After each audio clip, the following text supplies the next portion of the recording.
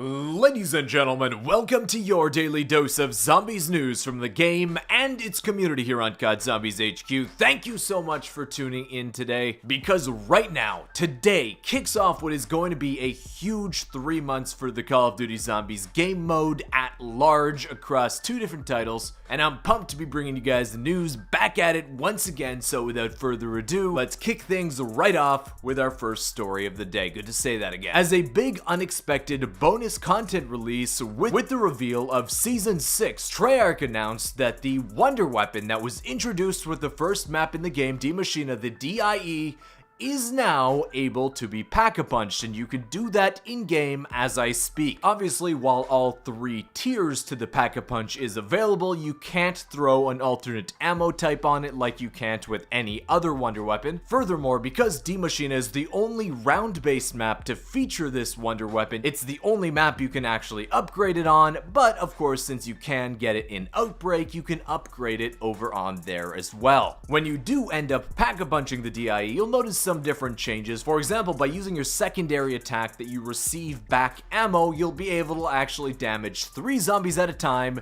instead of 2. The damage from your actual primary attack for the Wonder Weapon will be heavily increased, and so will its ammo capacity. A big deal for this kind of weapon. And I gotta admit, the PAP camos do look sick on this thing, but besides just being able to upgrade the base variant of the DIE, you can of course then convert it into its elemental upgrade forms, where some players have been noticing some interesting details when you decide to do that. Bergman over on the COD Zombies Reddit posted up this clip that shows with the upgraded Dielectro Bolt when combined with Stamina, and I think Speed Cola might actually also be required to get this to work, but the combination of those 2 things with this weapon makes you absolutely fly. It'll be interesting to see if players discover any other secret or just bugged perks of using these upgraded Wonder Weapons now that they've been released into the public. But speaking of something else that players have noticed with the latest update, moving on to our second story, Kevin Drew, the lead game designer for Zombies over at Treyarch, made this comment about some of the other weapons possibly getting a buff, since the DIE is getting a buff in this patch sheet, but he kind of shot that down by saying, yes, that's the buff I was referring to the DIE Pack-a-Punch. We feel like the ray gun and the Ray K84 are already at the appropriate power level. For some reason, despite this, the Ray K did actually receive a buff as a result of this update. Jay Rizzo over on Twitter confirming that yes, the damage for the secondary attack, the explosive damage for the Ray K, has been increased from 30,000 to 60,000 damage in its PAP 3 form. He says that this means that the Ray K can once again one-hit entire hordes at any round like it was when it initially released. So for fans of the Ray K, this makes it much more usable both in Firebase Z and in Outbreak, a little bit of a secret buff that they apparently weren't going to do but decided against at the last minute. Next up, for everybody excited about the addition of PhD Slider into the game, but right now we can actually see the logo in full. It's ready to rock on the Wonder Fizz machine, but unfortunately, unlike the DIE where you can already upgrade it, you gotta wait until Season 6's launch in order to actually use PhD Slider. But thanks to Treyarch holding their developer broadcast, which they tend to do at the start of every season, we actually get to see some early gameplay of what PhD Slider will look like when playing the new DLC map, Forsaken. From the broadcast, they show off things like what the actual upgrade tier screen will look like. So if you wanted to see what the perk will look like totally in game, you can see that. You can see what the actual slide animation will look like, where upgrades for PhD Slider will both increase your slide quickness and the slide length. Of course, it shows off, of course, what it'll look like when jumping from a height, and of course we get to see the PhD Slider perk machine in all its glory, which will be featured on the Forsaken map. Also, as a result of this broadcast, we get our first look at actual gameplay of the new Wonder Weapon being added into Forsaken. It's called the Chrysalax. While the Wonder Weapons in Cold War so far have been more like sci-fi and experimental, This one seems to be on the genre of mythical, and I'm very excited to use this because it combines both forms of gameplay introduced here in Cold War, where it can be used both as a melee weapon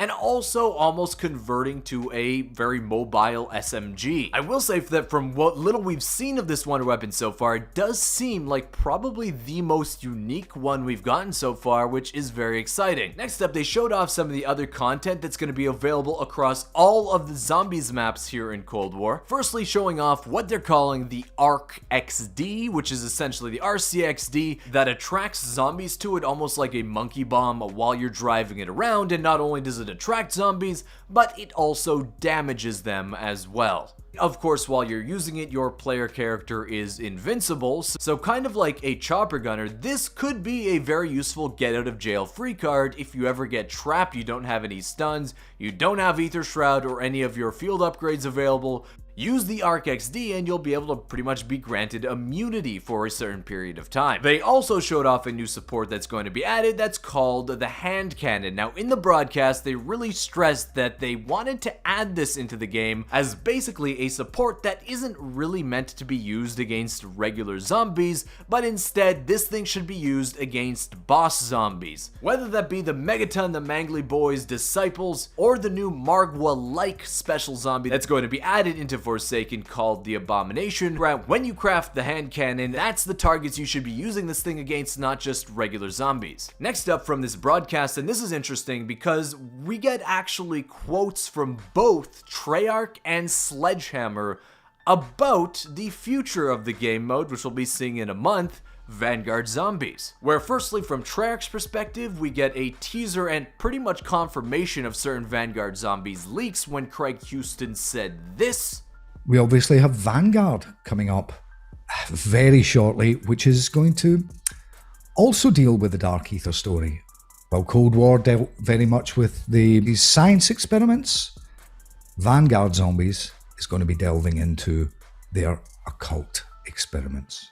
Ooh, spooky. So because of certain leaks about Vanguard Zombies that were gleaned from the files of the multiplayer beta, we were able to kind of determine that they were going to take this path of focusing on what they're calling quote-unquote the occult, which from the information gleaned from the files seems to indicate things like Perca-Colas and field upgrades will have their names and looks changed in Vanguard Zombies, but will still retain similar uses, upgradability, and effects. So they're just adding a new spin on it, I guess. And speaking of adding a new spin on things, and I think this is going to be very, very important because we also got a quote about Vanguard Zombies from a Sledgehammer representative where she said this about what the game mode for zombies will be like when it releases. More I can say that's revealing about zombies, because we do have an event that will be coming soon that's going to go deep into all that. But what I know I can say is that there's going to be some genre twists that may be unexpected that players can look forward to.